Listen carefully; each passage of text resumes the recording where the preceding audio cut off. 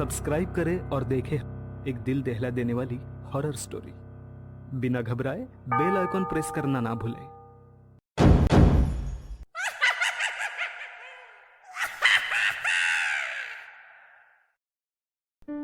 इस कहानी के लेखक हैं विजेंद्र कुमार कर्ण।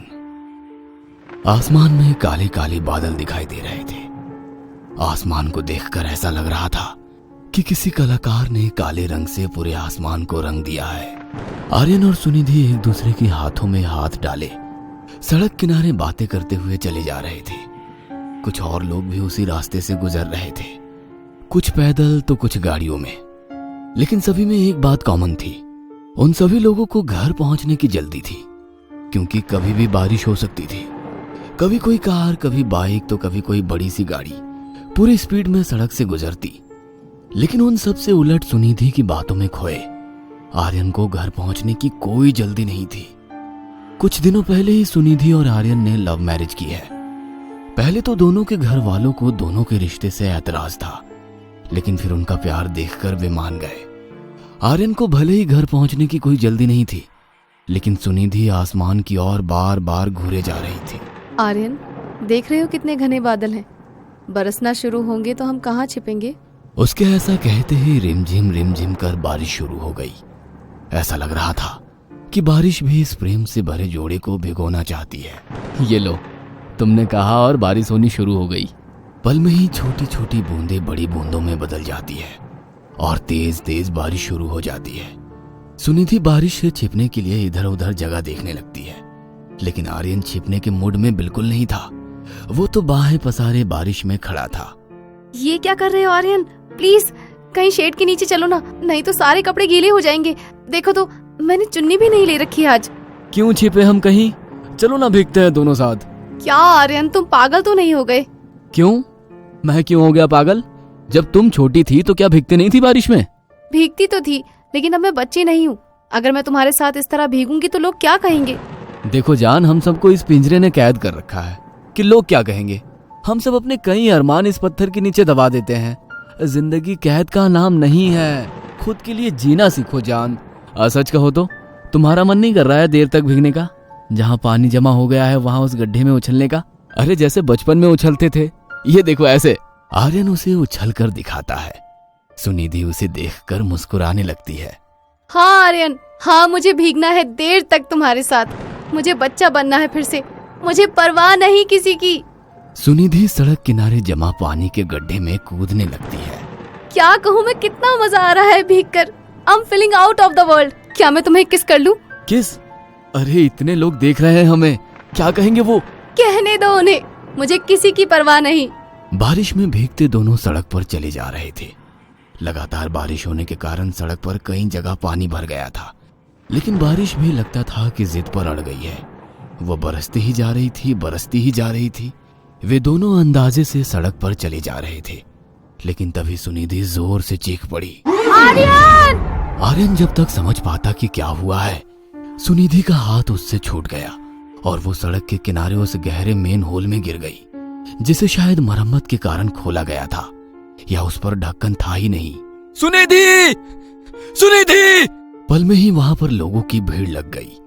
आर्यन उस मेन होल में खुद भी उतरने वाला था, तभी आसपास से गुजर रहे लोगों ने उसे रोका। छोड़ो, छोड़ो मुझे, मेरी सुनिधि, मेरी पत्नी गिर गई है इस मेन होल में, छोड़ो। जीवन कितना अनिश्चित है ना। कुछ पल पहले प्यार में डूबे आर्यन और सुनिधि का जीवन एकदम से बदल जाएगा, किसे पता था। बारिश थमी और आर्यन का जीवन भी, लेकिन आंसू, उसके आंसू नहीं थमे। मेनहोल में जिंदा प्रवेश की हुई सुनिधि जब बाहर आई तो वह लाश बन चुकी थी। म्युनिसिपैलिटी के लोगों को उसकी लाश को मेन होल से बाहर निकालने में काफी समय लग गया था। मौत बहुत ही गंभीर होती है, लेकिन सुनिधि के चेहरे पर गंभीरता नहीं थी, शांति थी। लेकिन आर्यन अशांत हो गया था। सुनिधि, सुनिधि उठ जाना, उठ जाना, अरे उठना। आर्यन कैसे रहेगा तेरे बिना, कैसे जिएगा, कौन संभालेगा मुझे? भगवान, भगवान, ये क्या कर दिया आपने, ये क्या कर दिया? सुनिधि, आंखें खोलो, आंखें खोलो, मुझे किस करो, मेरे माथे के बीच में जैसे तुम क्या करती हो और मैं सब कुछ भूल जाता हूँ, सारे गम, सारी तकलीफ। प्लीज करो ना किस, प्लीज करो ना। मृत इंसान ना तो आंसुओं को देख सकता है और ना ही उस दर्द को महसूस कर सकता है जो उनके अपनों को होता है। मृत इंसान तो अपना नाम तक खो देता है। पल में ही लोग उसे बॉडी कहकर बुलाने लगते हैं। आप अपनी वाइफ की बॉडी अब ले जा सकते हैं। अस्पताल में पोस्टमार्टम के बाद सुनिधि की बॉडी सफेद कपड़ों में लिपटी उसके ससुराल पहुंची। आर्यन के माता और पिता दोनों का रो रो कर बुरा हाल था। उन्हें समझ नहीं आ रहा था कि वे अपने इकलौते बेटे आर्यन को कैसे समझाएंगे। कितना खुश रहता था वो सुनिधि के साथ। आर्यन की आंखों से आंसू लगातार बह जा रहे थे। वो ये सोचकर और भी ज्यादा परेशान हो रहा था कि सुनिधि का शरीर कुछ पलों में खाक हो जाएगा। हंसती बोलती उसकी सुनिधि अब कभी उससे बातें नहीं कर पाएगी, उसके गालों को छू नहीं पाएगी, उसे सीने से नहीं लगा पाएगी। अपने ख्यालों में खोया आर्यन उसकी बॉडी के पास बैठा हुआ था। पास ही अगरबत्ती जल रही थी और उसका धुआं कमरे में फैलता जा रहा था। तभी उसके पापा ने उसे बुलाया। पापा के साथ पंडित जी भी थे और उनके हाथों में एक पत्री थी। आर्यन, सुनिधि की मौत पंचक में हुई है, इसलिए हमें पंचक के अनुसार उसका अंतिम संस्कार करना होगा। पंचक? पंचक यानी 5 ग्रह नक्षत्रों की एक ऐसी दशा जो बहुत ही अशुभ होती है। यदि पंचक में किसी की मृत्यु हो जाए तो उसके साथ ही उसके कुल, उसके खानदान के 5 और लोगों की मौत हो जाती है।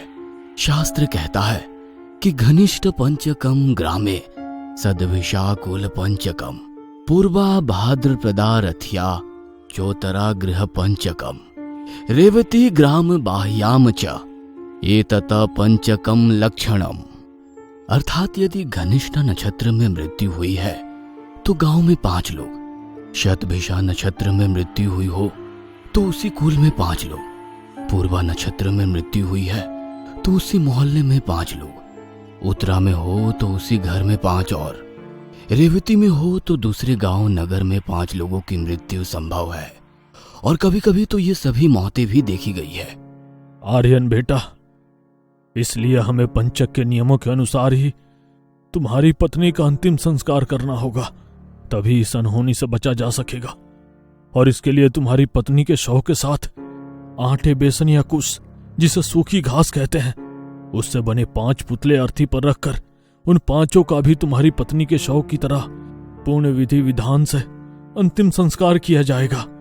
पंडित जी की वह बातें आर्यन को अजीब सी लग रही थी। उसे पंडित जी पर गुस्सा भी आ रहा था, लेकिन वो उन पर अपना गुस्सा निकाल तो नहीं सकता था। पापा प्लीज, प्लीज मेरी सुनिधि की मौत का मजाक मत बनाइए। मैं इन सब चीजों को नहीं मानता। मेरी जिंदगी की सबसे बुरी चीज घटित हो चुकी है, अब क्या होगा? देखिए, मैं जानता हूं कि आप सब इन बातों को मानते हैं, लेकिन प्लीज मुझे इस अंधविश्वास में मत घसीटिए। इकलौते बेटे आर्यन की जिद के आगे उसके पिता झुक गए। सुनिधि का अंतिम संस्कार पंचक के नियमों के बिना पूरा किया गया। नदी किनारे उसके मृत शरीर को जब आर्यन मुखाग्नि दे रहा था तो सुनिधि की एक ही बात बार बार उसके कानों में गूंज रही थी। मान लो सुनिधि, कल को कहीं ऐसा हो जाए कि तुझे मेरे बिना पूरी जिंदगी जीना पड़े, तो तू रह पाएगी? मैं तुमसे बहुत प्यार करती हूँ आर्यन, ऐसा दिन कभी नहीं आएगा, कभी नहीं। उसी रात लगभग 1:30 बजे की बात है। आर्यन की आंखों से नींद कोसों दूर थी। वह सुनिधि की तस्वीर को लगातार घूरे जा रहा था। तभी उसे लगा कि उसकी सुनिधि उसके पास आकर खड़ी हो गई है। वो उसे छूने की कोशिश करता है, लेकिन जैसे ही वो उसे छूने की कोशिश करता है, उसका हाथ उसके शरीर से आर पार हो जाता है। घर के बाहर कुत्ते के रोने की आवाज लगातार आ रही थी और वो रोना कुछ ऐसा था जैसे कि कुछ अनिष्ट होने वाला है। आर्यन बार बार सुनिधि को छूने की कोशिश करता है, लेकिन नहीं छू पाने के कारण वो झुंझला जाता है। तभी उसके कानों में एम्बुलेंस की आवाज गूंजने लगती है। वो अपनी खिड़की खोलकर घर के बाहर झांकता है। उसके पड़ोस वाले अग्रवाल अंकल को स्ट्रेचर पर लादकर अस्पताल ले जाया जा रहा था। अगली सुबह आर्यन के पड़ोस से जोर जोर से रोने की आवाज आ रही थी। आज सुबह अग्रवाल जी और उनकी पत्नी दोनों की मौत हो गई। आर्यन ने अपने पापा को यह बात अपनी माँ से कहते हुए सुना। एक पल के लिए उसकी आंखों के आगे अग्रवाल अंकल और आंटी का चेहरा आ गया, क्योंकि बचपन से ही उन्होंने उसे देखा था। उनकी गोद में वो खेला भी था। वह दोनों अपनी भतीजे के साथ रहा करते थे। अग्रवाल अंकल का एक ही बेटा था, नवीन। वह एयरफोर्स में था, लेकिन पिछले साल वो शहीद हो गया था।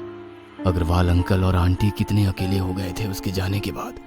हालांकि उन्हें अपने बेटे की शहादत पर गर्व था। धीरे धीरे उन दोनों ने जीवन के इस कड़वे सच को स्वीकार कर लिया था और सामान्य जीवन जीने की कोशिश कर रहे थे। आर्यन की शादी में अंकल और आंटी भी जमकर नाचे थे। उन्होंने अपने बेटे की शादी तो नहीं देखी, लेकिन आर्यन तो नवीन की तरह ही तो था उनके लिए। अच्छे भले तो थे वे लोग, अचानक क्या हो गया उन्हें, वो भी एक साथ? हार्ट अटैक बता रहे हैं डॉक्टर, लेकिन मैं जानता हूं कि यह मौत क्यों हुई है। बूझे मन से आर्यन के पापा ने यह बात आर्यन से कही, फिर ऊपर के कमरे में चले गए। आर्यन को पापा की यह बात समझ नहीं आई, लेकिन उसके कानों में पंडित जी की बात गूंजने लगी। तुम्हारी पत्नी की मौत पंचक हुई है। अगर पंचक के नियमों के अनुसार उसका अंतिम संस्कार ना किया गया तो 5 मौतें और होंगी, घर में, पड़ोस में, रिश्तेदारी में। पंडित जी की आवाज के साथ मोबाइल की घंटी की आवाज भी गूंज रही थी आर्यन के कानों में। पापा का मोबाइल लगातार बजे जा रहा था। पापा कहाँ हो आप? आपका फोन बज रहा है पापा। आर्यन घबराया हुआ सीढ़ियों से ऊपर जाता है तो उसे लगता है कि कोई उसके आगे आगे चल रहा है।